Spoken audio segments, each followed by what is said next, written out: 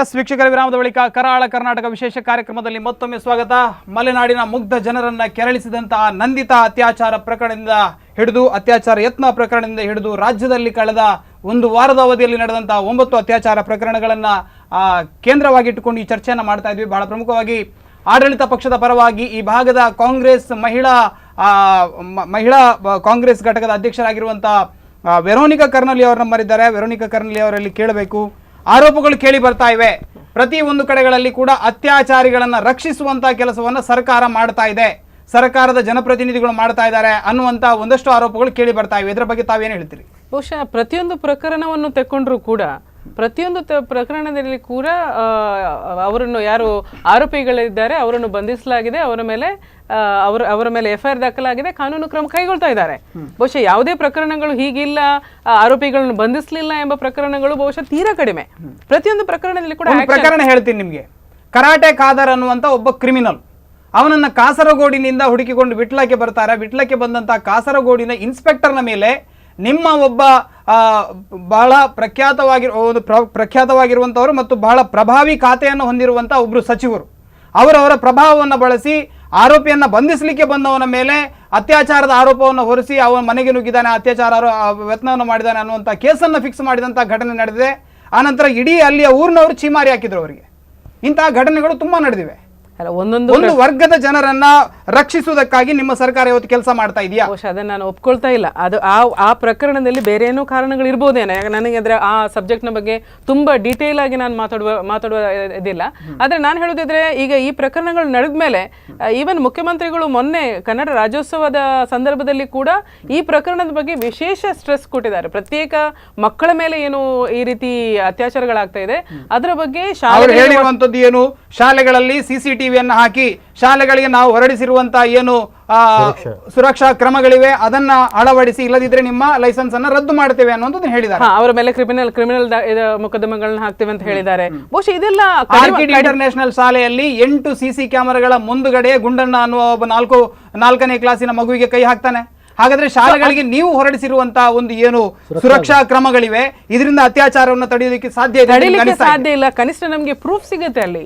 ಈಗ ಏನಾಗ್ತಾ ಇದೆ, ಕೆಲವು ಪ್ರಕರಣಗಳಲ್ಲಿ ನಮ್ಗೆ ಯಾವುದೇ ಪ್ರೂಫ್ ಸಿಗ್ತಾ ಇಲ್ಲ. ಯಾಕಂದ್ರೆ ಶಾಲೆಗಳಲ್ಲಿ ಟೀಚರ್ಸ್ಗಳು ನಡೆಸುವಂತಹ ಪ್ರಕರಣಗಳು ಬಹುಶಃ ಹೆಚ್ಚು ದೂರ ಬೇಡ, ನಮ್ಮ ಕಾರ್ಕಳದಲ್ಲಿ ಆದ ಘಟನೆಗಳು ಅಂತ ಘಟನೆಗಳಿವೆ. ನಮ್ಮಲ್ಲಿ ಶಾಲೆಗಳಲ್ಲಿ ಶಾಲೆಯ ಶಿಕ್ಷಕರೇ ನಡೆಸುವಂತ ಪ್ರಕರಣಗಳಿದೆ. ಬಹುಶಃ ಇಂಥ ಸಂದರ್ಭಗಳಲ್ಲಿ ಅವರಿಗೆ ಒಂದು ಸಾಕ್ಷ್ಯ ಆದ್ರೂ ಸಿಗುತ್ತಲ್ವಾ? ಬಹುಶಃ ಇದನ್ನು ಯಾವುದೇ ರೀತಿಯಲ್ಲಿ ಪ್ರೊವೋಕ್ ಮಾಡ್ಲಿಕ್ಕೆ ಅಂದ್ಕೊಂಡಲ್ಲ, ಆದ್ರೆ ಒಂದು ಪ್ರಿವೆಂಟಿವ್ ಮೆಥಡ್, ಏನಾದ್ರೂ ನಮಗೆ ಪ್ರೂಫ್ ಸಿಗ್ಬೇಕು, ಸಾಕ್ಷ್ಯ ಸಿಗ್ಬೇಕು ಎಂಬ ದೃಷ್ಟಿಯಲ್ಲಿ ಅದರ ಬಗ್ಗೆ ಪ್ರಯತ್ನಗಳಾಗ್ತಾ ಇದೆ. ಬಹುಶಃ ನೀವು ಗಮನಿಸಿದ್ರೆ ಮೊನ್ನೆ ಇಡೀ ನಮ್ಮ ರಾಜ್ಯದಲ್ಲಿ ಪ್ರತಿ ಜಿಲ್ಲೆಯಲ್ಲಿ ಕೂಡ ಒಂದು ಮಹಿಳಾ ವಿಶೇಷ ಒಂದು ಘಟಕ ಪ್ರತಿ ಆಸ್ಪತ್ರೆಯಲ್ಲಿ ಆರಂಭ ಆಗಿದೆ. ಬಹುಶಃ ಇದರ ಉದ್ದೇಶ ಇಂಥ ಪ್ರಕರಣಗಳು ಬಂದಾಗ ಯಾವುದೇ ಒಂದು ಮಹಿಳೆ ಒಂದು ಘಟನೆ ನಡೆದ ತಕ್ಷಣ ಬಹುಶಃ ಅವಳು ಅನಿಸ್ತಾಳೆ, ಹೋಗ್ಲಿಕ್ಕೆ ಕಂಪ್ಲೇಂಟ್ ಕೊಡ್ಲಿಕ್ಕೆ ಅನಿಸ್ತಾಳೆ. ಆ ಸಂದರ್ಭದಲ್ಲಿ ಅವಳಿಗೆ ಅಲ್ಲಿ ಪ್ರತ್ಯೇಕವಾಗಿ ವಿಶೇಷ ಮೆಡಿಕಲ್ ಟ್ರೀಟ್ಮೆಂಟ್ ಸಿಗಬೇಕು. ಅದೇ ವ್ಯವಸ್ಥೆಯಲ್ಲಿ ಪೊಲೀಸ್ ಬಂದು ಅವರು ಕಂಪ್ಲೇಂಟ್ ತಗೊಳ್ಳುವಂತಾಗಬೇಕು, ಲಾಯರ್ ಬಂದು ಅದಕ್ಕೆ ಬೇಕಾದಂತ ರಕ್ಷಣೆ ಕೊಡಬೇಕು. ಒಂದು ಕಡೆಯಲ್ಲಿ ಅವಳಿಗೆ ಕೌನ್ಸಿಲಿಂಗ್ ಆಗಬೇಕು, ಇನ್ನೊಂದು ಕಡೆಯಲ್ಲಿ ಬಹುಶಃ ಅವಳಿಗೆ ಎಲ್ಲಿಯಾದ್ರೂ ಮನೆಗೆ ಹೋಗ್ಲಿಕ್ಕೆ ಕಷ್ಟ ಆಗುದಿದ್ರೆ ಪುನರ್ ವ್ಯವಸ್ಥೆ ಆಗಬೇಕು, ನಿಲ್ಲುವಂತ ವ್ಯವಸ್ಥೆ ಆಗಬೇಕು. ಇದಿಷ್ಟನ್ನು ಹೊಂದಿಕೊಂಡು ಪ್ರತಿ ಜಿಲ್ಲೆಯಲ್ಲಿ ಒಂದು ಕಾರ್ಯಕ್ರಮ ಹಾಕೊಂಡಿದ್ದಾರೆ.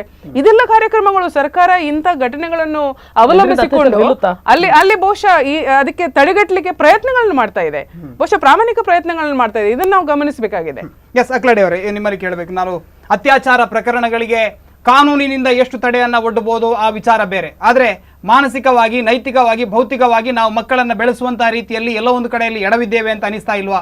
ಇವತ್ತು ಮಕ್ಕಳಿಗೆ ಸಿಗ್ತಾ ಇರುವಂತಹ ಇನ್ಪುಟಿನಲ್ಲೇ ಏನೋ ಎಲ್ಲೋ ಒಂದು ಕಡೆಯಲ್ಲಿ ಇವತ್ತು ಮಾಧ್ಯಮಗಳಿರ್ಬೋದು, ಪ್ರತಿಯೊಂದು ರಂಗದಲ್ಲಿ ಕೂಡ ಆ ಅಶ್ಲೀಲತೆಯ ವೈಭವೀಕರಣದಿಂದಾಗಿ ಪ್ರಕರಣಗಳು ಹೆಚ್ಚಾಗ್ತಾ ಇದೆ ಅಂತ ಒಂದಷ್ಟು ಮಂದಿ ಆರೋಪವನ್ನು ಮಾಡ್ತಾರೆ. ಇದರಲ್ಲಿ ಏನಾದರೂ ಹುರುಳಿದೆಯಾ? ನಾನು ಮೊದಲನೇದಾಗಿ ಒಂದು ವಿಷಯವನ್ನು ನಿಮ್ಗೆ ಹೇಳಕ್ಕೆ ಇಷ್ಟಪಡ್ತೇನೆ. ಆರಂಭದಲ್ಲಿ ಇದುವರೆಗೆ ನೀವು ಚರ್ಚೆ ಮಾಡಿರ್ತಕ್ಕಂಥದ್ದು ಅತ್ಯಾಚಾರಗಳು, ಶಿಕ್ಷೆಗಳು, ಹೀಗೆ ಮತ್ತು ರಾಜಕೀಯ ಪ್ರವೇಶಗಳು ಮತ್ತು ಸಂಘ ಸಂಸ್ಥೆಗಳ ಪ್ರವೇಶಗಳು ಅಂತೇಳಿ, ನಾನು ನಿಜವಾಗೂ ಸಾರ್ವಜನಿಕವಾಗಿ ಒಂದು ವಿಷಯನ ಹೇಳಕ್ಕೆ ಇಷ್ಟಪಡ್ತೇನೆ. ದಯವಿಟ್ಟು ಯಾವುದಾದ್ರು ಒಂದು ಘಟನೆ ನಡೆದಾಗ ರಾಜಕೀಯ ತೂರಿಸ್ಬೇಡಿ. ನೀವು ನಿಜವಾಗ ನಮ್ಮಲ್ಲಿ ಪೊಲೀಸರು ಭಾಳ ಪ್ರಾಮಾಣಿಕರಿದ್ದಾರೆ. ಅವ್ರ ಪಾಡಿಗೆ ಅವ್ರು ಕೆಲಸ ಮಾಡ್ಲಿಕ್ಕೆ ಬಿಡಿ. ಅವ್ರ ಪಾಡಿಗೆ ಅವ್ರಿಗೆ ಕೆಲಸ ಮಾಡ್ಲಿಕ್ಕೆ ಬಿಟ್ಟರೆ ಇಲ್ಲಿ ನೀವು ತಿಂಗಳುಗಟ್ಟಲೆ ವರ್ಷಗಟ್ಟಲೆ ಕಾಯಬೇಕಾದ ಅವಶ್ಯಕತೆ ಇರೋದಿಲ್ಲ.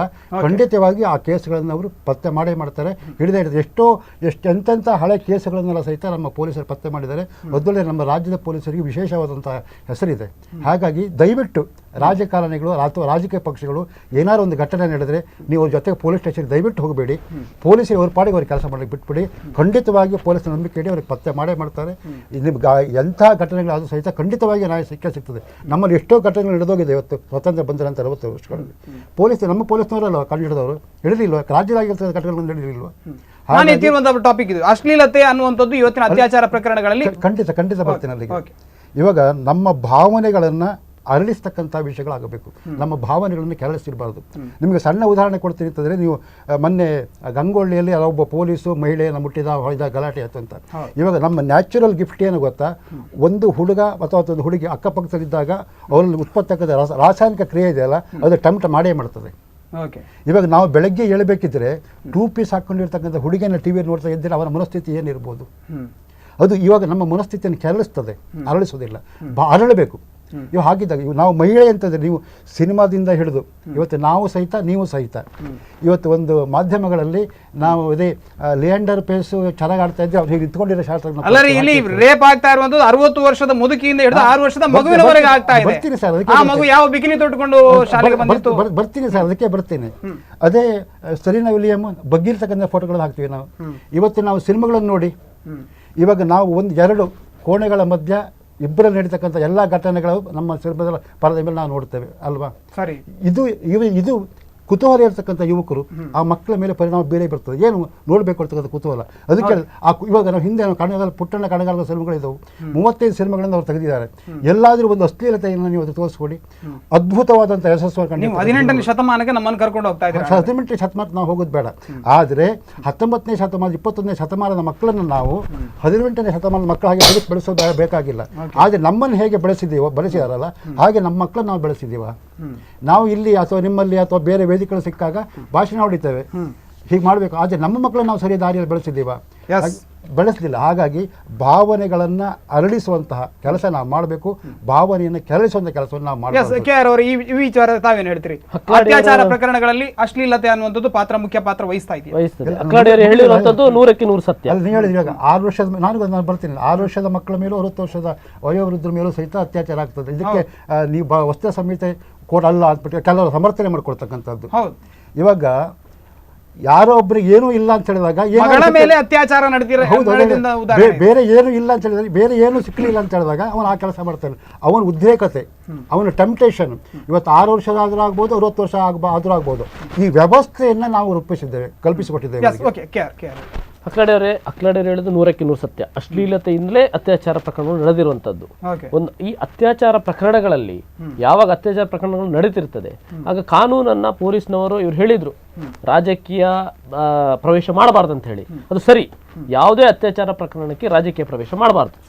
ಆದ್ರೆ ನಾನು ಈ ಸರ್ಕಾರವನ್ನ ದೂಷಿಸೋ ಪ್ರಶ್ನೆ ಅಲ್ಲ. ಆದ್ರೆ ಈಗ ನಡೆದಿರುವಂತ ಘಟನೆಗಳನ್ನು ಸಂಬಂಧಪಟ್ಟ ವಿಷಯಗಳನ್ನು ನೋಡಿದ್ರೆ ಯಾವ ಅತ್ಯಾಚಾರ ಪ್ರಕರಣಗಳು ನಡೆದಿದೆ ಅದರ ಮೇಲೆ ಪೊಲೀಸರು, ನಮ್ಮ ರಾಜ್ಯದ ಪೊಲೀಸರು, ನಿಷ್ಠಾವಂತ ಅಧಿಕಾರಿಗಳು ಯಾವ ಕಾನೂನು ಕ್ರಮಗಳನ್ನು ತೆಗೆದುಕೊಂಡಿದ್ದಾರೆ. ಆವಾಗ ಈ ಸರ್ಕಾರ ಮೂಗು ತುರಿಸುವಂತ ಕೆಲಸ ಮಾಡಿದೆ. ಮೂಗು ತುರಿಸಿ ಒಂದು ಕಡೆ ಒಂದು ಸೈಡ್ ಅನ್ನ ತುಷ್ಟೀಕರಣ ನೀತಿಯನ್ನು ನಮ್ಮ ಮುಖ್ಯಮಂತ್ರಿಗಳು ಮಾಡ್ತಾ ಇದ್ದಾರೆ ಅನಿಸ್ತದೆ. ಯಾಕಂತ ಹೇಳಿದ್ರೆ, ನೀವು ಒಂದು ಕೋಮಿಗೆ ಸಂಬಂಧಪಟ್ಟ ಒಂದು ಸಂಘಟನೆ SSF, ಒಂದು ಕೋಮಿಗೆ ಸಂಬಂಧಪಟ್ಟ ಸಂಘಟನೆ, ಅದು ಒಂದು ರ್ಯಾಲಿಯನ್ನು ಮಾಡಿತ್ತು ಎಲ್ಲಿ ಮಂಗಳೂರಿನಲ್ಲಿ. ಅದಕ್ಕೆ ಒಂದು ನಮ್ಮ ಮುಖ್ಯಮಂತ್ರಿ ಅವರು ಮಾತಾಡ್ತಾರೆ, ನಾವು ಬಜರಂಗ ಕರೆದು ಬರ್ಲಿ, ಇವರು ನಮ್ಮ ಇದರಲ್ಲೂ ಬಂದು ಮಾಡ್ಲಿ, ಮತ್ತೆ ಇವರು ನಾವು ಅವ್ರು ಕೊಡ್ತೇವೆ, ಅವ್ರು ಬರ್ಲಿ. ನಾವು ಹೇಳೋದು ಒಂದು ರಾಷ್ಟ್ರೀಯತೆಗೆ ಸಂಬಂಧಪಟ್ಟ ಕೇವಲ ಉಡುಪಿ ಅಥವಾ ತೀರ್ಥಹಳ್ಳಿಯಲ್ಲಿ ಕೆಲಸ ಮಾಡುವಂತ ಸಂಘಟನೆ ನಮ್ದಲ್ಲ, ಇಡೀ ದೇಶದಲ್ಲಿ ಕೆಲಸ ಮಾಡುವಂತ ಸಂಘಟನೆ. ಇವ್ರು ಹೇಳಿದ್ರೆ ಈಗ ಬಿಜೆಪಿ ಒಂದು ಪಕ್ಷ ರಾಜಕೀಯವಾಗಿ ನಾವು ಯಾವುದೇ ರಾಜಕೀಯ ಮಾಡ್ತಾ ಇಲ್ಲ, ನಾವು ರಾಷ್ಟ್ರೀಯತೆ ಪರವಾಗಿ ಅನ್ಯಾಯದ ವಿರುದ್ಧ ಹೋರಾಟ ಮಾಡುವಂತ ಸಂಘಟನೆ. ನಾವು ಈ ಹಿಂದೂ ಧರ್ಮದಲ್ಲಿ ಹಿಂದೂ ಸಮಾಜದ ಪರವಾಗಿ ಕೆಲಸ ಮಾಡುವಂತ ಸಂಘಟನೆ. ಹಾಗಾಗಿ ಯಾವುದೇ ಮತ್ತೆ ಅತ್ಯಾಚಾರ ಅಂತದ್ದು ಅನ್ಯಾಯವೇ. ಅನ್ಯಾಯದ ವಿರುದ್ಧ ಹೋರಾಟ ಮಾಡುವಾಗ ಯಾವುದೇ ಸರ್ಕಾರ ಇರ್ಬೋದು ಅದನ್ನ ನೈಜ ಆರೋಪಿಗಳನ್ನು ಬಂಧಿಸಬೇಕು, ಅದರ ನಡುವೆ ಮೂಗು ತುರಿಸುವಂತ ಕೆಲಸ ಮಾಡಬಾರ್ದು. ಇದು ನಮ್ಮ ಅಪೇಕ್ಷೆ. ಅಶ್ಲೀಲತೆ ಬಗ್ಗೆ ತಾವು ಯಾವುದೇ ಮಾತನಾಡಲಿಲ್ಲ. ಅಶ್ಲೀಲತೆ ಅನ್ನುವಂಥದ್ದು ಪಾತ್ರ ವಹಿಸ್ತದೋ ಈ ಪ್ರಕರಣಗಳಲ್ಲಿ? ಅಶ್ಲೀಲ ಅನ್ನುವಂಥದ್ದು 100% ಪಾತ್ರ ವಹಿಸ್ತದೆ. ಈಗಿನ ನಮ್ಮ ಯಾವುದು ಸಿನಿಮಾ ಇರ್ಬೋದು ಅಥವಾ ಇನ್ನಿತರ ಇರ್ಬೋದು. ಈಗ ಕೇರಳದಲ್ಲಿ ಮೊನ್ನೆ ಓಪನ್ ಕಿಸ್ಸಿಂಗ್ ಡೇ ಅಂತ ಒಂದು ಸಂಘಟನೆ ಕರೆ ನೀಡಿತು. ಯಾಕೋಸ್ಕರ ಈ ರೀತಿಯ ಇದು ಮಾಡ್ತಾರೆ? ಇದರಿಂದಲೇ ನಮ್ಮ ಆ ಕಿಸ್ಸಿಂಗ್ ಡೇ ತಡೆದ್ರು. ಅಲ್ಲಿಂದ ಶುರು ಆಗ್ತದೆ. ಆಮೇಲೆ ಹೀಗೆ ಅಶ್ಲೀಲತೆ ಇಡೀ ವ್ಯಾಲೆಂಟೈನ್ಸ್ ಡೇ ಯಾಕೆ ಮಾಡಬೇಕು? ನಾವು ಇಲ್ಲಿ ಕುಟುಂಬ ವ್ಯವಸ್ಥೆ ಇರುವಂತವರು, ನಾವಿಲ್ಲಿ ಒಂದು ಒಳ್ಳೆ ರೀತಿಯ ಒಂದು ಕುಟುಂಬ ವ್ಯವಸ್ಥೆ ಭಾರತ ದೇಶದಲ್ಲಿದೆ. ಇಡೀ ಪ್ರಪಂಚಕ್ಕೆ ನಾವು ಈ ಕುಟುಂಬ ವ್ಯವಸ್ಥೆಯನ್ನ ತೋರಿಸಿದವರು ಇಲ್ಲಿ ಇರ್ಬೋದಲ್ಲ. ಹಾಗೆ ಯಾಕೆ ನಮಗೆ ವ್ಯಾಲೆಂಟೈನ್ಸ್ ಡೇ ಬೇಕು, ಯಾಕೆ ನಮಗೆ ಕಿಸ್ಸಿಂಗ್ ಡೇ ಬೇಕು? ಇಂಥ ಅಶ್ಲೀಲತದ ಪ್ರದರ್ಶನದಿಂದ ಒಂದು ಮನ ಉದ್ರೇಕ ಆಗ್ತದೆ ಈಗಿನ ಯುವಜನತೆಯಲ್ಲಿ. ಇನ್ನೊಂದು ವಿಷಯ ಅಂತ ಹೇಳಿದ್ರೆ, ಈ ಗುಂಡಣ್ಣ ಯಾವ ವ್ಯಾಲೆಂಟೈನ್ಸ್ ಡೇಗೆ ಹೋಗಿದ್ದ ಅಂತ ತಮ್ಗೆ ಅನಿಸ್ತಾ ಇದೆ? ಇಲ್ಲಿ ಈ ಶಾಲೆಯಲ್ಲಿ ಕೈ ಹಾಕಿದವ, ಇಲ್ಲಿ ಬೆಂಗಳೂರಿನ ಶಾಲೆಯಲ್ಲಿ ಗುಂಡಣ್ಣ ಅನ್ನುವಂತ 50 ವರ್ಷದ ಮುದುಕ ಒಂದು ಬಾಲಕಿಯ ಮೇಲೆ ಕೈ ಹಾಕಿದ್ದಾನೆ. ಅವನು ಬೆಳಿಗ್ಗೆ ಯಾವುದೋ ಸಿನಿಮಾ ನೋಡಿ ಬಂದಿರೋದು. ಈಗಿನ ಸಿನಿಮಾಗಳು ಆ ರೀತಿ ಇದೆ, ಯಾವುದೋ ಕಾನ್ಗಳ ಸಿನಿಮಾಗಳು ಆ ರೀತಿಯಾಗಿ ಪ್ರದರ್ಶನಗೊಳ್ತಾ ಇದೆ. ಅಲ್ಲ, ಅತ್ಯಾಚಾರ ಮಾಡಬೇಕು ಅಂತ ಹೇಳಿದ ತಿಳ್ಕೊಂಡಿರ್ತಕ್ಕಂಥ ವ್ಯಕ್ತಿ ಸಡನ್ ಆಗಿ ತೀರ್ಮಾನ ತಗೊಳ್ಳೋದಿಲ್ಲ. ಅವನು ಪ್ರಿಪೇರ್ ಆಗಿರ್ತಾನೆ, ಎಷ್ಟೋ ದಿವಸ ನೋಡಿರ್ತಾನೆ. ಈಗ ನಾನು ಹೀಗೆ ಮಾಡೋದು ಏನಾಗ್ತದೆ ಅವನು ಪ್ರಿಪೇರ್ ಆಗಿರ್ತಾನೆ. ಪ್ರಿಪೇರ್ ಆಗ್ತಾ ಇರಬೇಕಿದ್ರೆ ಅವನಿಗೆ ಎದುರುಗಡೆ ಬಾಲಕ್ಕೆ ಸಿಕ್ಕಿದ್ರು ಆಗ್ತದೆ, 60 ವರ್ಷ ಸಿಕ್ಕಿದ್ರು ಆಗ್ತದೆ. ಈಗ ಪ್ರಿಪೇರ್ ಮಾಡಬಾರ್ದು ನಾವು ಅಂತ ಹೇಳ್ತಕ್ಕಂಥ, ಪ್ರಿಪೇರ್ ಮಾಡ್ತಕ್ಕಂಥ ಮನೋಸ್ಥಿತಿಯನ್ನು ನಿಮ್ಮ ಹತ್ರ ಕೇಳಬೇಕು. ಹರಿಯಾಣದಲ್ಲಿ ಒಂದು ಮಗುವಿನ ಮೇಲೆ ಅತ್ಯಾಚಾರ ನಡೆಯಿತು. ಆ ಆರೋಪಿಯನ್ನ ಗುರುತಿಸಿದಾಗ ಅವನ ಹಿಂದಿನ ಎಲ್ಲ ಹಿನ್ನೆಲೆಯನ್ನು ಗಮನಿಸಿದಾಗ 4 ಬಾರಿ ಅತ್ಯಾಚಾರ ಪ್ರಕರಣಗಳಲ್ಲಿ ಬಂಧಿತನಾಗಿದ್ದಂತ ವ್ಯಕ್ತಿ. ಆನಂತರ ಜಾಮೀನಿನಲ್ಲಿ ಹೊರ ಬಂದಿದ್ದಾನೆ. ಯಾವುದೇ ಪ್ರಕರಣಗಳು ಅವನ ವಿರುದ್ಧ ಸಾಕ್ಷಿಗಳು ಸಿಗಲಿಲ್ಲ, ಬಿದ್ದು ಹೋಯಿತು. ಈಗ 4ನೇ ಬಾರಿ ಅತ್ಯಾಚಾರವನ್ನು ಮಾಡಿದ್ದಾನೆ. ಅಂದ್ರೆ ಒಟ್ಟಿನಲ್ಲಿ ಕಾನೂನಿನ ವೈಫಲ್ಯ ಇದರಲ್ಲಿ ಎದ್ದು ಕಾಣ್ತಾ ಇಲ್ವಾ ನಿಮಗೆ? ಅಲ್ಲ, ಇದೆ ಕಾನೂನಿನ ವೈಫಲ್ಯ. ಒಂದು ವೇಳೆ ಅವನೇ ಅದನ್ನು ರಿಪೀಟ್ ಮಾಡ್ತಾನೆ ಅಂತ ಹೇಳಿದ್ರೆ ಖಂಡಿತ ಕಾನೂನಿನ ವೈಫಲ್ಯ ಇದೆ. ಒಂದು ವೇಳೆ ಕಾನೂನು ಸ್ಟ್ರಿಕ್ಟ್ ಆಗಿ ಆದದಿದ್ರೆ, ಒಮ್ಮೆ ಮಾಡಿದ ತಪ್ಪಿಗೆ ಶಿಕ್ಷೆ ಸಿಕ್ಕಿದಾಗ ಇನ್ನು ಮಾಡಬಾರ್ದು ಅಂತ ಅವನಿಗೆ ಅನಿಸ್ಬೇಕಿತ್ತು. ಒಂದು ವೇಳೆ ಅದರಿಂದ ಅವನು ಮಾಡಿದ್ದಿದ್ರೆ ಅದು ಹವ್ಯಾಸ ಆಗಿಬಿಟ್ಟಿದೆ. ಒಂದು ರೀತಿಯಲ್ಲಿ ಕಾನೂನಿನಿಂದ ನಾನು ಹೊರ ಬರಬಹುದೇ ಎಂಬ ಒಂದು ಫೀಲಿಂಗ್ಸ್ ಅವನಿಗೆ ಬಂದಿದೆ. ಅದಕ್ಕೋಸ್ಕರ ಅವನು ಮಾಡ್ತಾ ಇದ್ದಾನೆ. ನೀವು 67 ವರ್ಷಗಳ ಕಾಲ ಈ ದೇಶವನ್ನು ಆಳಿದವರು. ಎಲ್ಲೋ ಒಂದು ಕಡೆಯಲ್ಲಿ ನಿಮ್ಮ ಪಕ್ಷದ ಪಾತ್ರ ಇದರಲ್ಲಿ ಇದೆ ಅಂತ ಅನಿಸ್ತಾ ಇಲ್ವಾ? ಪ್ರತಿಯೊಂದು ಪ್ರಕರಣಗಳು, ಒಂದು ಜಾಗದ ಪ್ರಕರಣಕ್ಕೆ ಹೋದ್ರೆ ನ್ಯಾಯಾಲಯದಲ್ಲಿ ಅದು ತೀರ್ಮಾನ ಆಗಬೇಕಿದ್ರೆ 13-14 ವರ್ಷಗಳು, ಒಬ್ಬನ ಇಡೀ ಜೀವಮಾನ ಹಿಡಿದಂತ ಇದು ಇದೆ. ಇಲ್ಲಿ 2798 ಪ್ರಕರಣಗಳು 2008ರಿಂದ 2012ರವರೆಗೆ ಅತ್ಯಾಚಾರ ಪ್ರಕರಣಗಳು ರಾಜ್ಯದಲ್ಲಿ ವರದಿಯಾಗಿರುವಂತದ್ದು. 2798 ಪ್ರಕರಣಗಳಲ್ಲಿ ಕೇವಲ 123 ಆರೋಪಿಗಳಿಗೆ ಮಾತ್ರ ಶಿಕ್ಷೆ ಆಗಿರುವಂತದ್ದು. ಅಂದ್ರೆ 0.5% ಕೂಡ ಇಲ್ಲ. ಅಂದ್ರೆ ಯಾವ ವ್ಯವಸ್ಥೆಯಲ್ಲಿ ನಾವು ಬದುಕ್ತಾ ಇದ್ದೇವೆ ವೆರೋನಿಕಾ? ಬಹುಶಃ ನಾವು ಇಲ್ಲಿ ಗಮನಿಸಬೇಕು, 67 ವರ್ಷಗಳ ಕಾಲ ಆಳಿದ ಒಂದು ವ್ಯವಸ್ಥೆ ನೀವು ಬರೀ ಒಂದಕ್ಕೆ ಮಾತ್ರ ಬೆಟ್ಟು ಮಾಡಬಾರ್ದು. ನೀವು ಅಭಿವೃದ್ಧಿಯನ್ನು ಗಮನಿಸಬೇಕು. ಉಳಿದ ವಿಚಾರಗಳನ್ನು ಗಮನಿಸಿದಾಗ ಬಹುಶಃ ಎಷ್ಟೋ ಅಭಿವೃದ್ಧಿ ಆದಾಗ ಈ ವಿಚಾರಗಳು ಕೂಡ ಬೆಳೀತಾ ಇವೆ. ಬಹುಶಃ ನಾವು ಅದನ್ನು ಇಲ್ಲ ಅಂತ ಹೇಳುವಂಥದ್ದಲ್ಲ. ಯಾಕಂದ್ರೆ ಒಮ್ಮೆಲೆ ನೀವು ಏನ್ ಮಾಡ್ತಾ ಇದ್ದೀರಿ ಎಂಬ ಪ್ರಶ್ನೆ ಅಲ್ಲ. ಎಷ್ಟೋ ಪ್ರಕರಣಗಳಿವೆ, ಅಲ್ಲಿ ನ್ಯಾಯ ಸಿಕ್ಕಿದೆ. ಎಷ್ಟೋ ಪ್ರಕರಣಗಳಿದೆ, ಶಿಕ್ಷೆ ಆಗಿದೆ. ಬಹುಶಃ ಕೆಲವು ಪ್ರಕರಣಗಳು ಶಿಕ್ಷೆ ಆಗದೇ ಇರ್ಬೋದು, ಅಥವಾ ಸಾಕ್ಷ್ಯಗಳು ಸಿಗದೇ ಇರ್ಬೋದು. ಯಾಕಂದ್ರೆ ಇತ್ತೀಚಿನ ದಿನಗಳಲ್ಲಿ ಪ್ರಕರಣಗಳು ಸ್ವಲ್ಪ ಹೆಚ್ಚುತ್ತಾ ಇವೆ ಇರ್ಬೋದು, ಮಾಧ್ಯಮಗಳ ಮೂಲಕ ಹೆಚ್ಚಿಗೆ ಬೆಳಕಿಗೆ ಬರ್ತಾ ಇವೆ. ಒಂದು ರೀತಿಯಲ್ಲಿ ಮಾಧ್ಯಮ ಅದನ್ನು ಗಮನಿಸ್ತಾ ಇದೆ, ಒಂದು ಸ್ವಲ್ಪ ಹೈಲೈಟ್ ಮಾಡ್ತಾ ಇದೆ, ಅಥವಾ ಒಂದು ಸ್ವಲ್ಪ ಮಹಿಳೆಯರು ಅಥವಾ ಇತರರು ಜಾಗೃತರಾಗಿದ್ದಾರೆ, ಅದಕ್ಕೋಸ್ಕರ ಕಂಪ್ಲೇಂಟ್ ಕೊಡ್ತಾ ಇದ್ದಾರೆ. ಅದಕ್ಕೋಸ್ಕರ ನಮಗೆ ಪ್ರಕರಣಗಳು ಹೆಚ್ಚಿಗೆ ಕಾಣ್ತಾ ಇವೆ. ಮೊದಲು ಕೂಡ ಪ್ರಕರಣಗಳು ನಡೀತಾ ಇದ್ವು, ಆದ್ರೆ ಒಂದು ರೀತಿಯ ಮರ್ಯಾದೆ, ಹೆಣ್ಣು ಮಗಳು, ನಮ್ಮ ಕುಟುಂಬದ ಮರ್ಯಾದೆ, ಇದಕ್ಕೋಸ್ಕರ ದಾಖಲಾಗ್ತಾ ಇರ್ಲಿಲ್ಲ. ಸೊ ಇದೀಗ ಒಂದು ಸ್ವಲ್ಪ ದಾಖಲಾಗುವ ಪ್ರಕರಣಗಳು ಹೆಚ್ಚಿದ್ರಿಂದ ಬಹುಶಃ ಫಿಗರ್ಸ್ ಹೆಚ್ಚು ಕಾಣ್ತಾ ಇವೆ. ಬಹುಶಃ ಅದು ಒಂದಕ್ಕೆ ನಾವು ತುಲನೆ ಮಾಡ್ಲಿಕ್ಕೆ ಸಾಧ್ಯ ಇಲ್ಲ. 67 ವರ್ಷಗಳಲ್ಲಿ ಬೇಕಾದಷ್ಟು ಡೆವಲಪ್ಮೆಂಟ್ ಆಗಿದೆ, ಬೇಕಾದಷ್ಟು ಉತ್ತಮ ವಿಚಾರಗಳು. ಕಾನೂನು ಸುವ್ಯವಸ್ಥೆಯಲ್ಲಿ ನಾವು ಯಾವುದೇ ಪ್ರಗತಿಯನ್ನ ಮಾಡಲಿಲ್ಲ. ಬಹುಶಃ ಅದನ್ನ ಹೇಳಿಕ್ಕಿಲ್ಲ. ಕಾನೂನು ಸುಮಾರು 4700 ಕಾನೂನು ನೀವು ಹೇಳ್ತಾ ಇದ್ದೀರಿ, ನಾವು ಪೋಕ್ಸೋ ಮಾಡ್ತೇವೆ, ಇನ್ನೊಂದು ಮಾಡ್ತೇವೆ. ಈ 4700 ಕಾನೂನುಗಳು ಇವತ್ತಿನವರೆಗೆ ಬಳಕೆನೇ ಆಗಲಿಲ್ಲ ಈ ದೇಶದಲ್ಲಿ. ಸಾಧ್ಯತೆಗಳಿದೆ, ನಾನು ಅದನ್ನು ತುಂಬಾ ತುಲನೆ ಮಾಡುವ ಸ್ಥಿತಿಯಲ್ಲಿ ಇಲ್ಲ. ಪ್ರಾಯಶಃ ಏನು ತಪ್ಪುಗಳನ್ನು ನಾವು ತಪ್ಪುಗಳನ್ನು ಮಾಡಿದ್ದೇವೆ, ಈಗಿರುವಂತಹ ಸರ್ಕಾರ ಅದನ್ನು ತಗೊಂಡು ಅದನ್ನು ಒಳ್ಳೇದು ಮಾಡ್ಲಿಕ್ಕೆ ಅವಕಾಶಗಳಿದೆ. ಬಹುಶಃ ಅದನ್ನು ಮಾಡಬೇಕು. ಅದನ್ನು ನಾವು ಎದುರು ನೋಡ್ತಾ ಇದ್ದೇವೆ. ನಮ್ಮಲ್ಲಿ ದೂಷಣೆ ಮಾಡೋದು ಮಾತ್ರ ಅಲ್ಲ, ಅದನ್ನು ಪರಿಣಾಮಕಾರಿಯಾಗಿ ಕಾರ್ಯಗತ ಮಾಡಲಿ.